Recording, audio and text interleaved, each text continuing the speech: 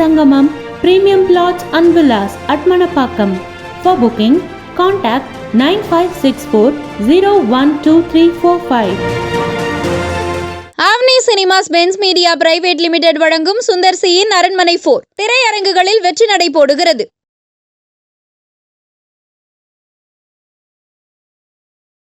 அரங்கத்தில் இருக்கும் அனைவருக்கும் இறைவன் புறத்திலிருந்து சாந்தியும் சமாதானமும் உண்டாகட்டும்.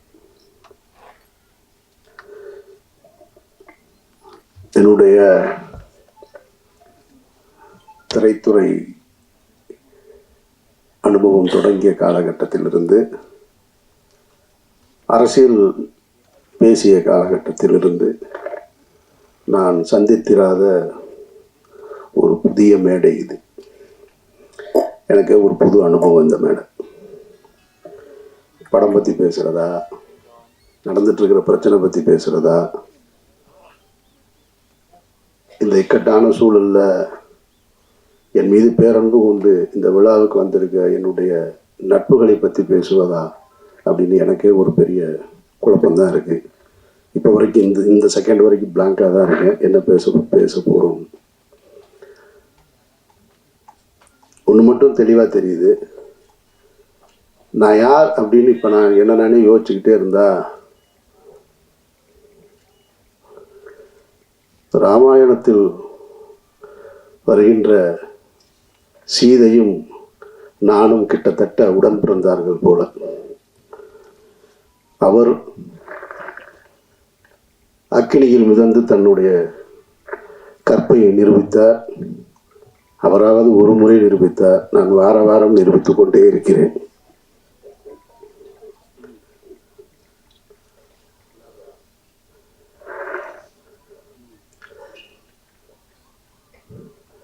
நிறைய சொல்லிட்டாங்க. நான் இந்த உயிர் தமிழுக்கு திரைப்படத்தினுடைய 2வது விழா இது, 2வது பத்திரிகையாளர் சந்திப்பு. இதே இடத்தில்தான் மாயவளை திரைப்படத்தின் பத்திரிகையாளர் சந்திப்பை நாங்கள் நடத்தினோம். அங்கேருந்து தான் தொடங்கினது. பல பருத்தி வீரன் மாயவழியில் தொடங்கும் போது பருத்தி வீரன் வந்துச்சு. இப்போது வேறு வேறையில் வந்து நிற்கிது. அந்த படத்தின் இயக்குனர் இந்த உட்காந்துருக்காரு அமைதியாக, ரமேஷ் பாலகிருஷ்ணன். நாங்கள் அதை ரிலீஸ் பண்ணுறதுக்காக வேலை செய்ய போய் அது ஏதோ ஒரு பிரச்சனையை தொடங்கி அது எங்கெங்கேயோ போய் நீதிமன்றத்தை நோக்கி போயிட்டு இருக்கும்போது, சரி கொஞ்சம் தள்ளி வச்சுக்கலாம் அப்படிங்கும்போது, இறைவன் மிகப்பெரியவனுடைய இறுதிக்கட்ட படப்பிடிப்பை நோக்கி போகும்போது ஒரு 8-10 நாள் தான், 10 நாளுக்கு தான் படம் முடிஞ்சிடும். அந்த படம் முடியும் போது ஒரு புது பிரச்சனை தொடங்குச்சு. அப்போ ஃபஸ்ட்டு எனக்கு தோணுனது, இது என்ன நடக்குது இங்கே, என்னை சுற்றி என்ன நடக்குது, எனக்கு எதுவுமே புரியலை அப்படின்னு பழனி பண்ணதான் சொன்னேன். நான் ஒரு அறிக்கை மாதிரி கொடுக்கலான் இருக்கேன். நான் என்ன நடக்குது, இது ஏன் நடக்குது, யாருக்கு நடந்தது, எதுக்கு நடந்தது, எதை நோக்கி போகுது, ஒன்றும் புரியலைங்க அப்படின்னு. ஏன்னா ஒரு நாள் ஷூட்டிங் முடிச்சிட்டேன்.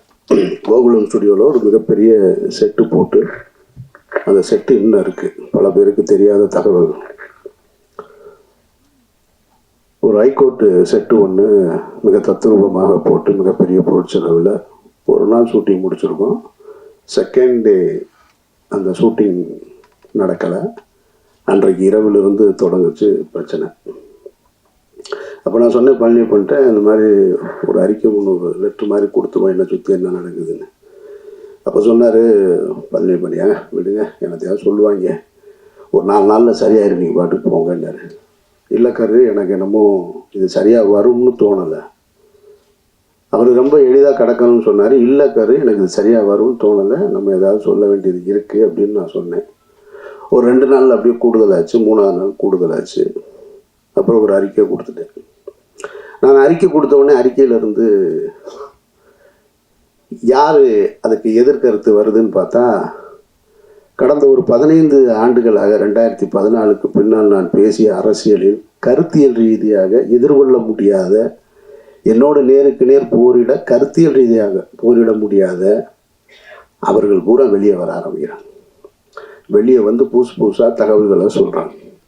ஒருத்தன் சொல்கிறான் அவர் ஓடிட்டாருன்றான், ஒருத்தன் எஸ்கேப் பண்ணுறான், தலைமறைவாயிட்டார், எங்கே இருக்காருன்னு தெரியலைன்றான், என்னத்தையோ கூட சொல்லிக்கிட்டே இருக்கான்.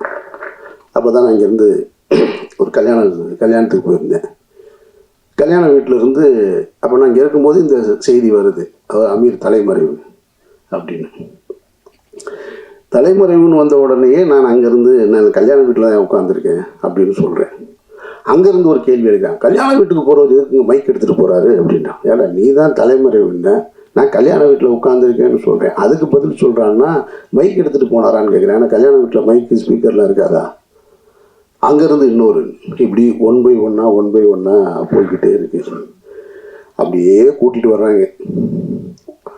கூட்டிகிட்டு வந்து ஒரு நெருக்கடிகள். எனக்கு என்ன இதில் இருந்து நான் கற்றுக்கிட்டது, நான் பத்திரிகையாளர்கள் மேலே மிகப்பெரிய மரியாதை கொண்டவன். என்னுடைய முதல் பத்திரிகையாளர் சந்திப்பு ஏவிஎம்ல நடந்தது, மௌனம் பேசியதை திரைப்படத்திற்கு. அப்போ இருந்து இப்போ வரைக்கும் பத்திரிகையாளர்களோட நெருக்கமாக இருக்கிறவன். என்னை நேரடியாக தொடர்பு கொள்ளக்கூடிய, எனக்கு தெரிஞ்ச சினிமாவில் நான் இருக்கேன், இன்னும் மற்ற எத்தனை பேர் இருக்காங்கன்னு தெரியாது. பிஆர்ஓ பிடிச்சி தான் என்னை பிடிக்கணுன்ற அவசியம் இல்லை. ஸ்ட்ரைட்டாக எனக்கு மெசேஜ் வைப்பாங்க, நான் பேசுவேன். இன்றைக்கு ஊடகங்கள் பெருத்து விட்ட காரணத்தினால யூடியூப்பு அது இதுன்னு அவர்கள் தங்களுடைய வயிற்று பிழைப்புக்காக எதையோ ஒன்று பேசணும்னு பேசிக்கிட்டே இருக்காங்க. அதில் தத்துவார்த்த ரீதியாக நின்று களத்தில் நின்று போராடிக்கிட்டு இருக்கவங்களையும் தாண்டி எதை வேணாலும் பேசலாம், எல்லாம் என்ன கருத்தை வேணாலும் வைக்கலான்னு சொல்கிறாங்க. இப்போ நடந்துட்டு இருந்தது என்ன, இறைவன் மிகப்பெரியவன் திரைப்படத்தின் தயாரிப்பாளர் என்னோடு உறவாக இருந்தவர், நான் தம்பி என்று பொதுவெளியில் அன்போடு அழைத்தவர் ஒரு பெரிய குற்றச்சாட்டில் அவர் பின்னணியில் வச்சுருக்காங்க. இதில் எதையாவது நான் மறுக்க முடியுமா? அவர் யாருன்னே எனக்கு தெரியாதுங்க, அவரை நான் பார்த்ததே இல்லைங்க அப்படின்னு சொல்ல முடியுமா? சொல்ல முடியாது. அவர் எனக்கு தெரியும். எவ்வளோ வருஷமாக தெரியும்? 10 ஆண்டுகளாக தெரியும். அவருக்கும் எனக்கும் தொடர்பு இருக்கா? ஆமாம், அவருக்கு எனக்கும் தொடர்பு இருக்கு. நீங்கள் சொல்கின்ற அவர் மீது சாட்டுகிற குற்றத்தோடு தொடர்பு இருக்கான்னு கேட்டால் இல்லைடா வெண்ணைகளான்னு தைரியமாக சொல்லுவேன். நான் அந்த தைரியமும் திமிரும் எப்பயுமே என்கிட்ட இருந்துக்கிட்டே இருக்கும். அப்போ நீ குற்றச்சாட்டை அந்த அந்த சந்தேக நிழல் என் மீது விழுகிறது தப்பு கிடையாது. ஆனால் தீர்ப்பு எழுதுறீங்க பாருங்க, அது ரொம்ப ஆபத்தானது. அந்த தீர்ப்பை எழுதுவதற்கு உங்களுக்கு யார் அந்த அதிகாரம் கொடுத்தது? நீதிமன்றமா? நீங்கள்லாம் நீதிபதிகளா? எந்த அடிப்படையில் கொடுக்குறீங்க? தினம் ஒரு செய்தி. அமீர்ன்றது 2007 பருத்திவரனை முடிச்சுட்டு அன்றைக்கு கமல் சார் படம் பண்ணணும்னு சொன்னார், ரஜினி சார் படம் பண்ணணும்னு சொன்னார். நான் ஹீரோக்களோடு பயணிக்காமல் நான் ஒரு பாதையை தேர்ந்தெடுத்து நான் எனக்கான வாழ்க்கையை வாழணும்னு வாழ்ந்துட்டு இருந்தேன். பணம் சம்பாதிப்பதா எனக்கு நோக்கம். சாபர் ஒருத்தன் தான் தமிழ்நாட்டிலே பணக்காரனா? நான் கேட்குறேன், என்னென்னமோ சொல்கிறான். ஒரு வரமுறை வேணாமா? அவர் போடுற டிஷர்ட் 5000 ரூபாங்க. சாப்பர் வந்ததுக்கு அப்புறம் தாங்க அவர் வாழ்க்கை எப்படி ஆச்சு. டேய், அவன் வந்தது எனக்கு 2014. நான் 2004 படம் எடுத்தேன் தெரியுமா? ராம்னு ஒரு படம். இதே பழனியப்பன் தான் சொன்னார் அவருடைய ஒரு நிகழ்ச்சியில். எனக்கு தெரிஞ்சு தமிழ்நாட்டில் யாரும் செய்ய மாட்டாங்க. விரும்மாண்டி படம் திரைப்படத்தை பார்க்கறதுக்காக ராம் ஷூட்டிங்கை நிறுத்திட்டு கீழே மதுரை அம்பியா தேட்டரில் விரும்மாண்டி படத்தை பார்த்துட்டு போய் 2 லட்ச ரூபா செலவு பண்ணுவேன் நான். என்னை பற்றி என்ன தெரியும் உங்களுக்கு? அவர் வந்த காலகட்டம் நம்ம திரைத்துறைக்கு வந்திருக்கோம். திரைத்துறைக்கு வந்த உடனே என்ன செய்வோம்? தொடக்க காலகட்டத்தில் எப்படி கஷ்டப்பட்டோம் அவர் சொன்னார் இல்லையா? அதுபோல் நான் சென்னையில் எக்மோரில் படுத்திருந்தோம், நானும் பாலாவும். அங்கே கஷ்டப்பட்டோம், இங்கே கஷ்டப்பட்டோன்னொடனே இவங்க நினச்சினாங்க பஞ்சம் பிழைக்க வந்தவங்கன்னு. பஞ்சம் பிழைக்க வந்தவர்கள் இல்லை, சினிமாவின் மீது ஏற்பட்ட விருப்பத்தினால் வீட்டில் காசு வாங்காமல் சுயமரியாதையோடு ஓடி வந்தவங்க நாங்கள். இதை பலமுறை சொல்கிறேன். பலமுறை சொன்ன உடனே நான் ஒரு நேர்காணலில் சொல்கிறேன், இல்லைங்க இந்த மாதிரி இருக்குது, இல்லை அவரோட நீங்கள் இங்கே தொடர்பு. ஆமாம் இருக்குது. உங்களுக்கு எப்படி வருமானம் வருதுன்னா, இவங்க என்ன இன்கம் டேக்ஸ் ஆஃபீஸரா?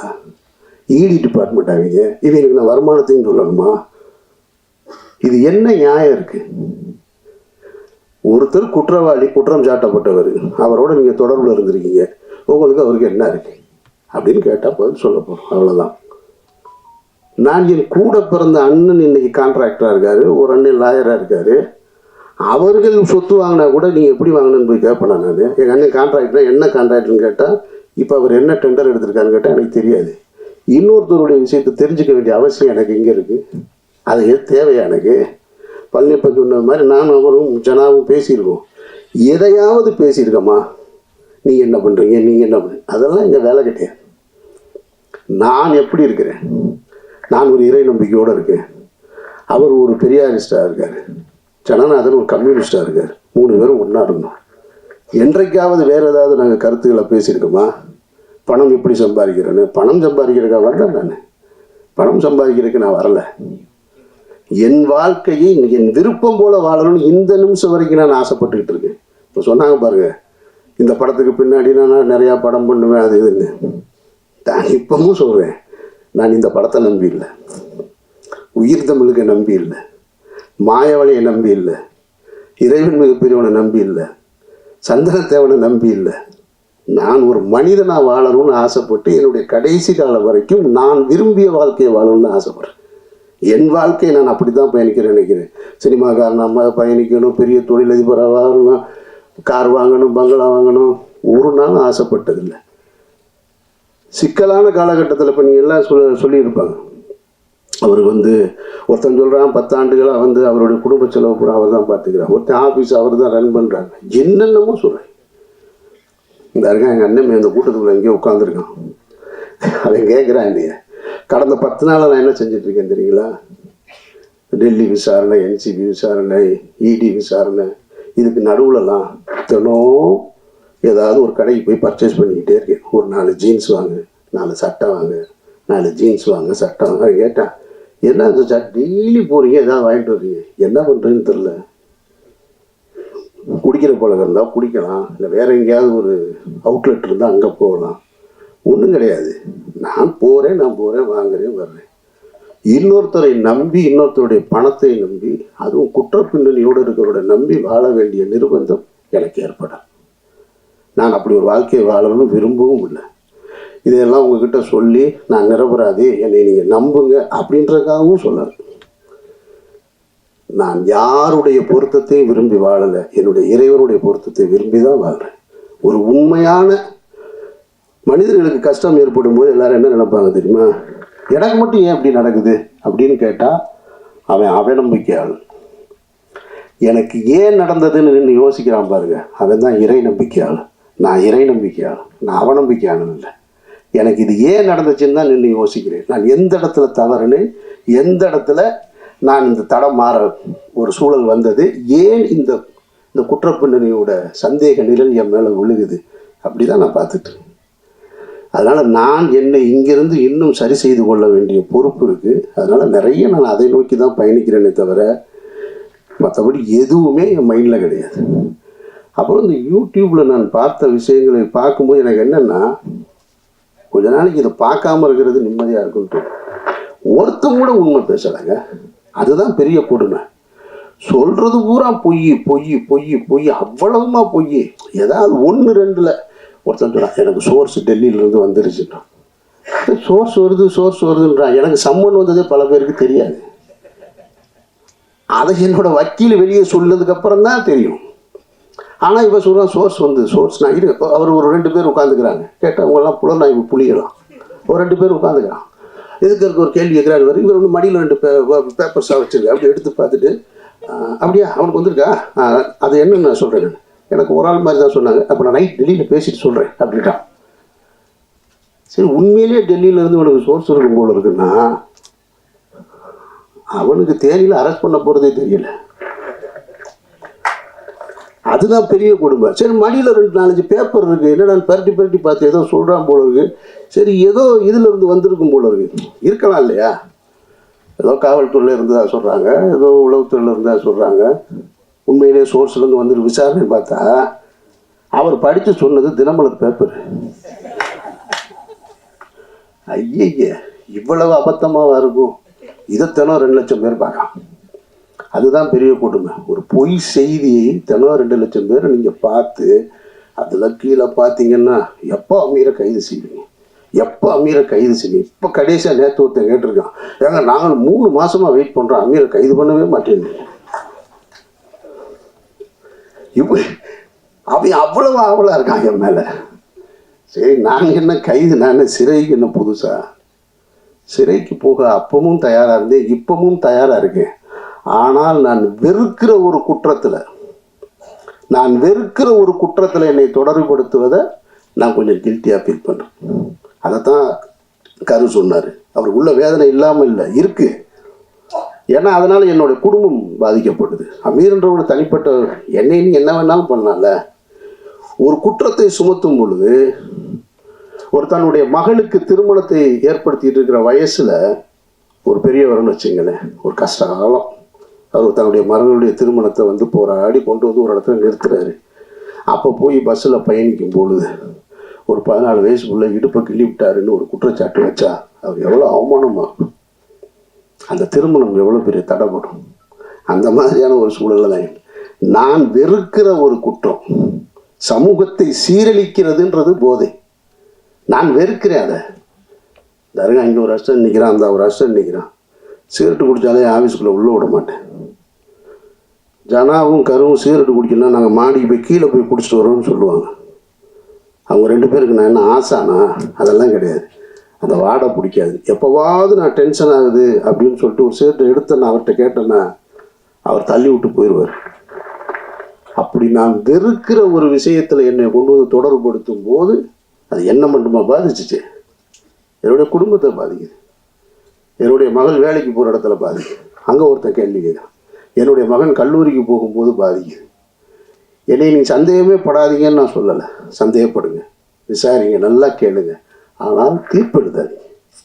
தீர்ப்பெழுதுகிற அதிகாரம் உங்களுக்கு யாருக்குமே கொடுக்கல. அதுக்கு இந்த நாட்டில் நீதிமன்றம் இருக்குது, எல்லாமே இருக்குது. கடுமையான விசாரணைகளை சந்திச்சுட்டு தான் நான் வந்து நிற்கிறேன். என்னுடைய இத்தனை ஆண்டு வாழ்க்கையில் நான் சந்திக்க ஒரு புது அனுபவம். டெல்லியில் 12 மணி நேரமாக இருக்கட்டும், டெல்லி வீதிகளில் நானும் தாவணும். அவன் எங்கள் அண்ணன் டாக்டருக்கு முடிச்சிருக்கான். அவன் யதார்த்தமாக லாங்குவேஜ் படிக்கிறக்காக வந்தான்.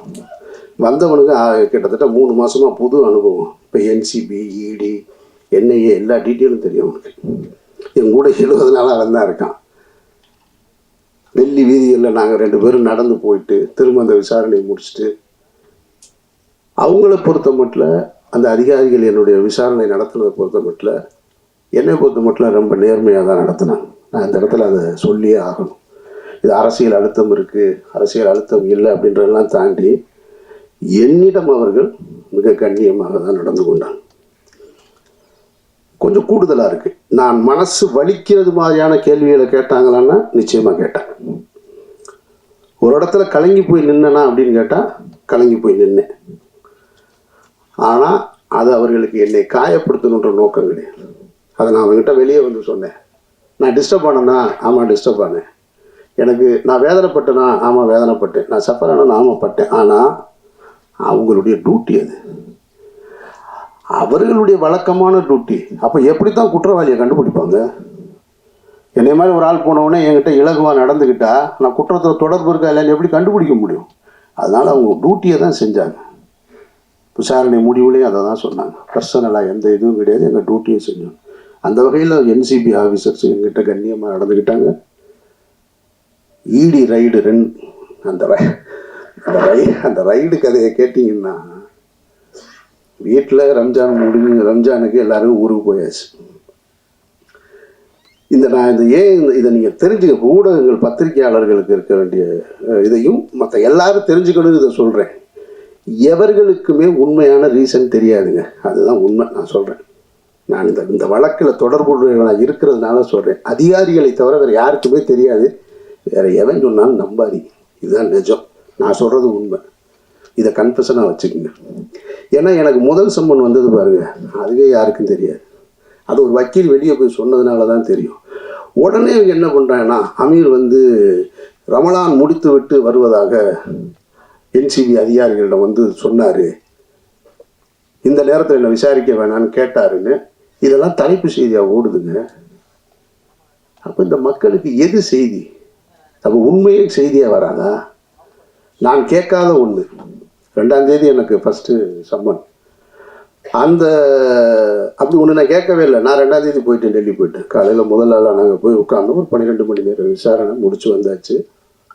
அப்போவே எனக்கு அடுத்து சம்மனுக்கான ஒரு திட்டம் இருந்தது. அதுவும் யாருக்கும் தெரியாது. ஆனால் இவங்களுக்கு தெரியவே தெரியாது. நான் அந்த காலகட்டத்தில் தான் இந்த அவங்க கேட்ட டீட்டெயில்ஸு டாக்குமெண்ட்ஸு இதை பூரா எடுத்து எல்லாத்தையும் கொண்டு வந்து ரெடி பண்ணி வச்சிட்ருக்கேன். வச்சுட்டு ஒரு 3:30 மணி இருக்கும், 3:30 4 மணி. 4 மணிக்கு போய் வீட்டில் நான் அவனும் தான் படுக்கிறோம். வீட்டில் யாருமே இல்லை, ஃபேமிலியெல்லாம் ஊருக்கு போயிட்டாங்க ரம்ஜான் கொண்டாடுறதுக்கு. படுத்தா 5:30 மணிக்கு நோன்புக்கான காலை உணவை சாப்பிட்டுட்டு படுத்துருக்கோம். 7:30 மணிக்கு ஒரு ஃபோன் அடிக்குது. அவன் ஃபோன் பக்கத்தில் என் கூட தான் பெட்டில் படுத்துருக்கான். அடிக்குது, அப்புறம் கட் பண்ணிட்டான். திருப்பி ஒரு 1.5 மணி நேரம் கழித்து ஃபோன் அடிக்குது. பார்த்தா இவன் என் பக்கத்தில் இருந்தவனை காணாம். நான் தூங்குறேன், திடீர்னு எழுப்புறான். நான் கொஞ்சம் லைட் இருந்தால் தூங்க மாட்டேன், அதனால் நல்லா டார்க்காக ஸ்க்ரீனை போட்டு படுத்துருக்கேன். தட்டி எழுப்புறான், சச்சான்னு. முழிச்சு பார்த்தா ஒருத்தர் துப்பாக்கியோடு நிற்கிறாரு முகத்துக்கு நேரம். ஒன்றுமே புரியலை. கொஞ்சோன்னு லைட்டு அந்த ஜன்னல்லேருந்து லீக் ஆகுது. அதில் பார்த்தா ஒருத்தர் துப்பாக்கியோடு நிற்கிறார். 2 பேர். என்னடா அப்படின்னு தெரில, கண்ணே முழிக்க முடியலை. சரி, அதோட சரி எந்திரிச்சு முழிச்சு பார்த்தா அப்புறமா இடி ஆஃபீஸர்ஸ் வந்திருக்காங்க. இது என்னுடைய வீட்டில். இதே ஒரு 2 மணி நேரத்துக்கு முன்னாடி என்னுடைய அலுவலகத்துக்கு வந்துட்டாங்க. அங்கே என்னோடய அசிஸ்டன்ஸு, என்னோடய ஆடிட்ரு எல்லாரையும் அவங்கள லாக் பண்ணிட்டாங்க. அப்புறம் இடி ஆஃபீஸர் வந்தாங்க. அவங்க வந்து தன்னை அறிமுகப்படுத்திக்கிட்டாங்க என்கிட்ட. நான் தான் இடி டைரக்டர்னு. ஒரு லேடி ரொம்ப கண்ணியமாக நடந்துக்கிட்டாங்க, ரொம்ப மரியாதையாக நடந்துக்கிட்டாங்க. நான் மூத்த கழுவிட்டு வர்றேங்கன்னு மூத்த கழுவிட்டு வந்து உட்காந்து அவரோட பேசிக்கிட்டு அன்றைக்கு 12 மணி வரைக்கும் அன்றைக்கும் போச்சு. அன்றைக்கும் விசாரணை முடிச்சுட்டு நான் இங்கேருந்து மதுரை போயிட்டேன். மதுரை போய் ரமலான் ப்ரேயரை முடிச்சுட்டு அங்கேருந்து அதுக்கப்புறமா திரும்ப ஓட்டு போட போனேன். அப்போ தான் பத்திரிகையாளர்கள் முறையாக சந்திக்கக்கூடிய சூழல் ஏற்பட்டது. அதுக்கு பின்னால் இப்போ வரைக்கும் நான் சொல்கிறேன். இதை ஏன் சொல்கிறேன்னா, இதன் பிறகும் எனக்கு ஒரு சம்மன் வந்திருக்கு. இந்த புலனாய்வு புலிகள்லாம் எங்கே போனாங்கன்னு தெரியல. நீ உண்மையிலே சோர்ஸ் உனக்கு சொல்லுதுன்னா, உனக்கு உண்மையிலே செய்தி வந்திருக்குன்னா, எனக்கு சம்மன் வந்தது ஏன் யாருக்குமே தெரியலை. நான் பர்பஸாக சொல்லவே இல்லை. என்ன தான் நடக்குதுன்னு பார்ப்போம். எவன் தான் கண்டுபிடிச்சி சொல்கிறான்னு பார்ப்போம். ஒருத்தர் சொல்லணும்ல, ஆமாம் அன்றைக்கி வந்திருக்குன்னு. அந்த சம்மனுக்கும் போய் 10.5 மணி நேரம் நான் விசாரணை முடிச்சுட்டு தான் இங்கே வந்திருக்கேன். அப்படின்னா இதில் எதுவுமே உண்மை இல்லை. அவர்கள் கடமையை செய்கிறாங்க. நான் முதல் நாள்லேருந்து ஒத்துழைக்கிறேன்.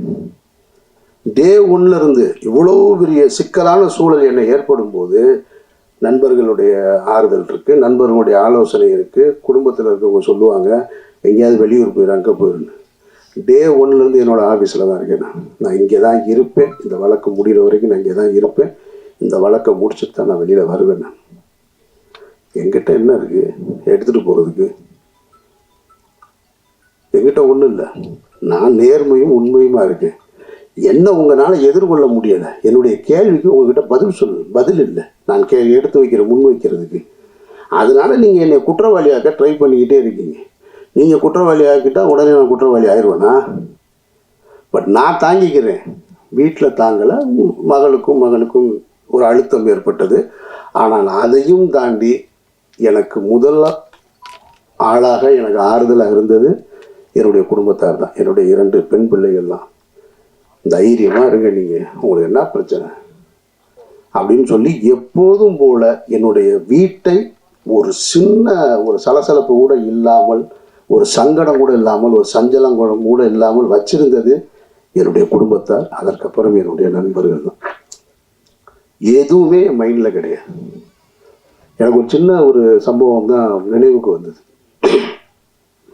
இந்த காலகட்டம் ரொம்ப கடுமையான காலகட்டம். என்னை சுற்றி இருந்த உறவுகள், நண்பர்கள் எல்லாருமே ரொம்ப தூரமாக போயிட்டாங்க.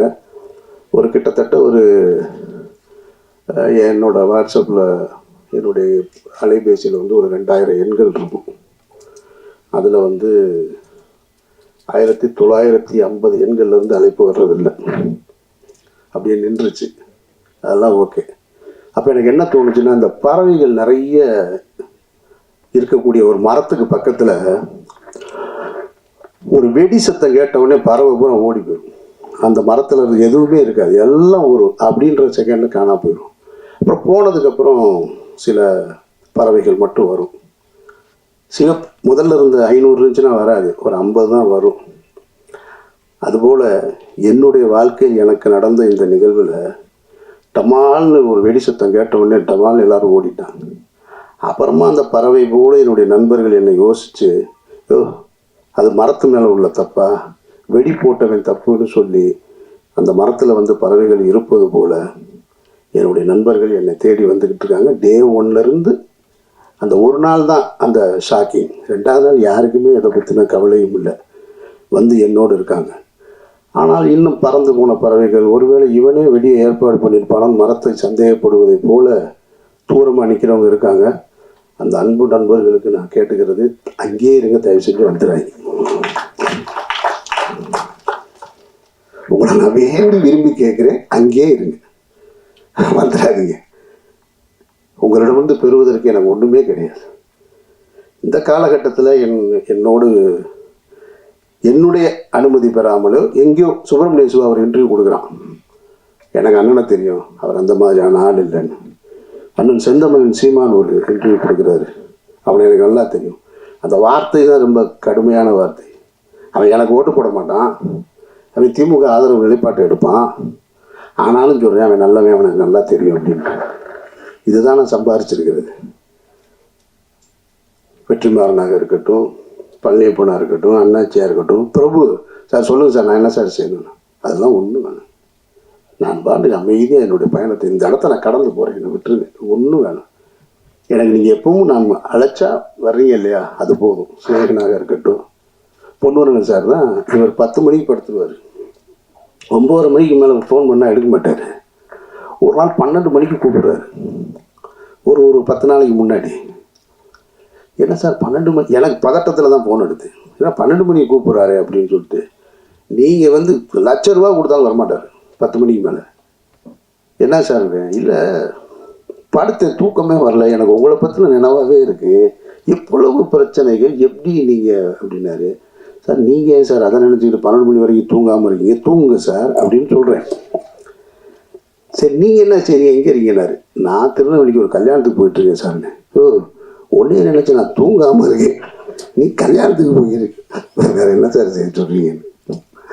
ஒரு நண்பர் ரொம்ப விரும்பி கூப்பிட்றாரு, நான் போயிட்டு வருவோம் பெண்ணை, நான் காரில் கல்யாணத்துக்கு போயிட்டுருந்தேன். அதனால் நான் என்னுடைய வாழ்க்கையை தான் வாழ்ந்துட்டுருக்கேன். இந்த வழக்கு அது இது இதெல்லாம் வாழ்க்கையில் இதுவும் கடந்து போகும்னு நான் ரொம்ப நினைக்கிறவன். அதனால் இது யாரையும் குற்றம் சொல்வதற்காக இல்லை, இதுவும் கடந்து போகும் தான் என்னை பொறுத்த மட்டும். எல்லாத்தையும் பார்க்கணும், நான் இதையும் பார்த்துக்கிட்டு இருக்கேன், அந்த வகையில் தான் நான் பார்த்துட்ருக்கேன்.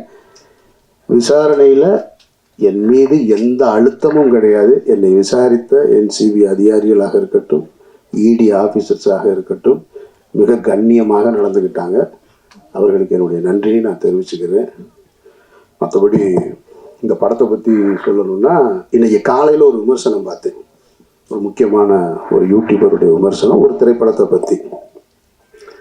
அதில் ஒரு வரி சொன்னார் அவர், இந்த படத்தை வந்து நாங்கள் இது பெரிய கலைநயத்தோடு இருக்கோம், இது பெரிய காவியமாக இருக்கும்னு நினச்சலாம் நாங்கள் உள்ளே வரல, போனால் 4 இடத்துல சிரிச்சுட்டு வரலான்னு நம்பித்தான் வந்தேன், கடைசியில் அதை கூட ஏமாற்றிட்டாங்க அவங்க அப்படின்னு ஒரு வரி. அந்த வரி எனக்கு ரொம்ப பிடிச்சிருந்தது. அதனால் இந்த படமும் பெரிய கலைநயத்தோடு இருக்கும், காவியத்தோடு இருக்கும்னா வர வேணாம். ஆனால் 4 இடம் சிரிக்கலான்ற நம்பிக்கையோடு வாங்க, அதுக்கு இந்த படம் உத்தரவாதமாக இருக்குது. இப்பவும் இந்த மாதிரியான ஒரு சூழலில், அதுதான் ரொம்ப முக்கியமாக நான் நன்றி சொல்ல வேண்டியது இருக்குது. இந்த மாதிரியான ஒரு சூழலில் என்னோடு உறவு கொண்ட, என் மீது நம்பிக்கை வைத்து, என் மீது அன்பு கொண்ட நண்பர்கள் என் கூட நிற்கிறது போல், இவ்வளவு ஒரு சிக்கலான காலகட்டத்தில் இந்த திரைப்படத்தை வந்து திரையரங்கிற்கு கொண்டு வருவதற்காக முழு முயற்சி எடுத்த ஆடம்பாளருக்கு என்னுடைய நன்றி. இதெல்லாம் என்னுடைய மாயாவில் வருமா இல்லையான்னு எனக்கே தெரியலை. இன்னும் நானும் கவலைப்படல, என் டைரக்டரும் கவலைப்படல, நாங்கள் பாட்டுக்கு இருக்கோம், அது வரட்டும், வரும்போது பார்த்துக்கிறோம். மாயாவளி படம் பிரபு பார்த்துட்டாப்புல, பேசும்போது அது மறந்துட்டாப்புல நினைக்கிறேன் நான். ஆமாம். மற்றபடி சாந்தினி அது எப்பயுமே இப்படி தான் சிரிச்சுக்கிட்டே இருப்பாங்க. நல்ல ஒரு இன்வால்மெண்ட் உள்ள ஒரு ஆர்டிஸ்ட்டு. நல்ல இன்னும் எனக்கு ஒரு தனிப்பட்ட முறையில் ஒரு ரசிகனாக என்கிட்ட இந்த படம் எப்படி இருக்குன்னு கேட்டிங்கன்னா, அவர் தயாரிப்பாளர் கோச்சுக்க மாட்டாருன்ற நம்பிக்கையில் சொல்கிறேன். நான் ராம் திரைப்படத்தை எடுத்துட்டு அந்த திரைப்படத்தை அன்னைக்கு இருக்கக்கூடிய மிகப்பெரிய ஒரு விமர்சகர் வந்து ஒரு தொலைக்காட்சி பேர் சொல்லலை, நீங்கள் யூகம் பண்ணி கண்டுபிடிச்சிருவீங்க. அவர் பண்ணுவார், ஒரு டிவியில் வந்து பண்ணிகிட்டு இருக்கும்போது ராம் திரைப்படத்தை என்கிட்ட, அதாவது படங்கள் வந்து முதல் வாரம் விமர்சனம் பண்ணாதான் அதுக்கு பேர் விமர்சனம்.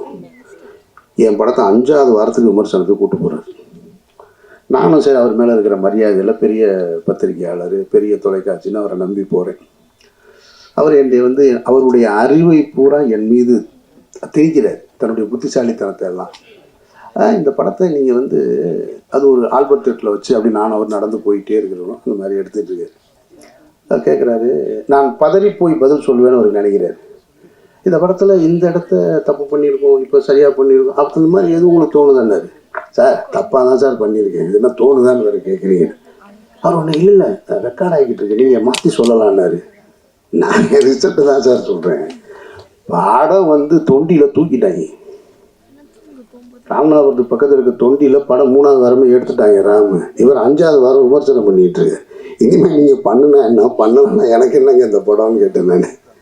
அவர் வந்து முதல் வாரம் பண்ணின படத்தை இப்போ நான் சொல்ல முடியாது, பெரிய சர்ச்சைக்குள்ளே வந்து நிற்கும். அந்த படம் ஒரு வாரத்திலே தூக்கிட்டாங்க. அந்த படத்தை தான் முதல் வாரத்துக்கு கொண்டு வர்றாரு. அவரும் ஒரு நேர்மையான விமர்சகர் அப்படின்னு அவரே சொல்லிக்கிறாங்க. அப்புறம் பருத்தி வீரனுக்கும் அதே பத்திரிகையாளர்கிட்ட பருத்தி வீரனை சந்திக்கிறேன். பருத்தி வீரனையும் கேட்குறாரு, இந்த படம் வந்து நீங்கள் வந்து ஒரு ஆர்ட் ஃபார்மில் எடுத்து, அதாவது ஒரு ஆர்ட் பிரச்சனை என்னென்னா, என்னுடைய பெயர் பிரச்சனை உங்களுக்கு, என்னுடைய சிந்தனை பிரச்சனை உங்களுக்கு, அதுதான் பிரச்சனை. அங்கேருந்து தான் தொடங்குறாங்க. இது வந்து ஒரு ஆர்ட் ஃபார்மில் இருக்கிற மாதிரி இருக்குது, இது வந்து அப்படின்னு. சார் பக்கா கமர்ஷியல் படம் சார் இது அப்படின்னு. இல்லை அப்படி சொல்லாமா நீங்கள் அப்படின்னாரு. ஏங்க 10 பேர் சேர்ந்து கிராமத்தில்னா ஒருத்தனை தாக்கணும்னா உடனே நினைச்சான்னா தாக்கிடுவான். என் படத்தில் குஸ்தி களத்தில் சண்டை நடக்குது, ஒருத்தன் டைவ் அடித்து வர்றான், ஒருத்தன் இப்படி சுற்றி வர்றான், அப்படி சுற்றி வர்றான், இது கமர்ஷியல் படம் சார்ன்னு அப்படி சொல்லுவீங்களா நீங்கள் என்னாரு? கமர்ஷியல் படம் எடுத்தால் கமர்ஷியல் படம் தானே சொல்ல முடியும். நானாக அதை ஆர்ட் ஃபிலிம்னு சொல்லிக்கிறதா, கிளாசிக்னு வேர்ல்டு கிளாசிக்னு சொல்லிக்கிறதா? மக்கள் சொல்லணும், நான் சொல்லி என்ன செய்ய? அதுபோல் இந்த படத்தை பார்த்து சாந்தினி காலையில் பார்த்துட்டு சூப்பராக இருக்குது, நாங்கள் அண்ணாச்சி பார்த்துட்டு நல்லா இருக்குண்ணா, நீங்கள் சொல்லி என்ன செய்ய? இந்த காசு ஏதாவது வரப்போகுது ஆதம்பாவாவுக்கு? இவங்க 2 பேரும் சொல்லிக்கிறாங்க படம் சூப்பராக இருக்குன்னு. அவரும் உடனே கேட்டுட்டு சாந்தினியே சொல்லிட்டாங்க படம் நல்லா இருக்குன்னு. ஒரு ஏரியா வேணா வாங்கிக்கிற சொல்லு, அண்ணாச்சிக்கு வேணா சிட்டியை எழுதி விட. காசு மக்கள் பார்த்து சொல்லணும். அப்போ என் பார்வையில் உயிர் தமிழுக்கு இன்னும் சரியாக வந்திருக்கணும்னு நான் ஆசைப்பட்றேன். ஆனாலும் பழனியப்பன் சொன்னது போல் இவ்வளோ காலகட்டத்துக்கு நடுவில் அந்த படத்தை வந்து சரியாக எடுத்து கொண்டு வந்து திரைக்கு கொண்டு வந்து சேர்க்குறதே பெரிய விஷயம். இதில் பணம் வருது வரலை அதெல்லாம் இல்லை இங்கே பிரச்சனை. ஒரு வேலையை எடுத்துக்கிட்டோம், அதை செஞ்சு முடிச்சோன்னு இருக்குல்ல, அதில் தான் ஒரு மனிதனுக்கு வெற்றி. அந்த அடிப்படையில் நான் இந்த படத்தில் நான் ஒத்துக்கிட்டு உள்ளே வந்து நடிக்க வந்தேன். நடிகனாக என்னுடைய பங்களிப்பை செஞ்சேன். அது நல்லா இருக்குது நல்லா இல்லை, எனக்கு பிடிச்சிருக்கு பிடிக்கல, அதெல்லாம் இல்லை, முக்கியம் இல்லை. என் வேலையை நான் சரியாக செஞ்சுருக்கேன். ஆதம்பாவா ஒரு படத்தை எடுக்கணும்னு வந்தார், உறுதியாக நின்று கடைசி வரைக்கும் அந்த படத்தை கொண்டு வந்து சேர்த்துருக்காரு. இதுவே உங்களுக்கு வெற்றி தான். பணம் அப்புறமா எப்போ வேணாலும் சம்பாதிச்சிங்க. ஸோ அந்த வகையில் இது 10ஆம் தேதி இந்த படம் திரைக்கு வருது. உங்களுடைய வாழ்த்துக்களோடும் மற்றபடி ஒன்றும் இல்லை. Nova Sangamam Premium Plots and Villas at Manapakkam. For booking, contact 9564012345. Avni cinemas Benz media private limited வழங்கும் சுந்தர் சியின் அரண்மனை 4 திரையரங்குகளில் வெற்றி நடை போடுகிறது.